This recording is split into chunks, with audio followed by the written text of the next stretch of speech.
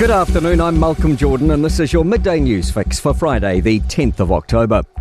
Israel's cabinet is meeting to vote on accepting the Gaza ceasefire agreed in Egypt. It includes releasing hostages, an end to fighting, and Israel pulling forces back to an agreed point. University of Buckingham security expert Anthony Glees says he's extremely hopeful. He says in agreeing to return hostages, Hamas has given up its only leverage. That is a big thing because it means that Hamas realise that as far as Gaza is concerned and the Gazan war, this is over for them. It is the end.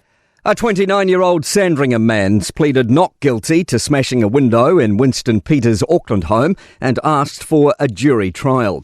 The man's appeared today in the Auckland District Court charged with burglary. He's allowed to remain on bail on condition he doesn't go within a kilometre of the Foreign Affairs Minister's home or contact either occupant. Auckland funeral director and reality TV star Fiona Tanya Bakulich has had her prison sentence reduced to home detention on appeal. She's been in prison since April for defrauding mourning families of about $18,000. Jordan Dunn has more. At the time of her offending, Bakulich was working for Tipene Funerals and featured in TV show The Casketeers. Justice David Johnstone's decision to reduce her sentence has been released publicly this morning. He called her earlier 2-year, 3-month sentence manifestly excessive. An editorial is pushing for Kiwis suffering severe mental disorders to get more care. Consultant psychiatrist Matthew Tennant writes in the New Zealand Medical Journal, demand for specialist treatment hasn't reduced, despite millions being invested in integrated primary services since 2019. He claims the two services are too disconnected and people with more severe illnesses neglected in favour of those with moderate conditions. Politically, it might seem like prioritising the bigger group is the right way to go. I actually think most New Zealanders see through that, and I think that the government needs to reflect that. The Ministry of Education's weighing up about 15 prosecutions against parents not sending children to school.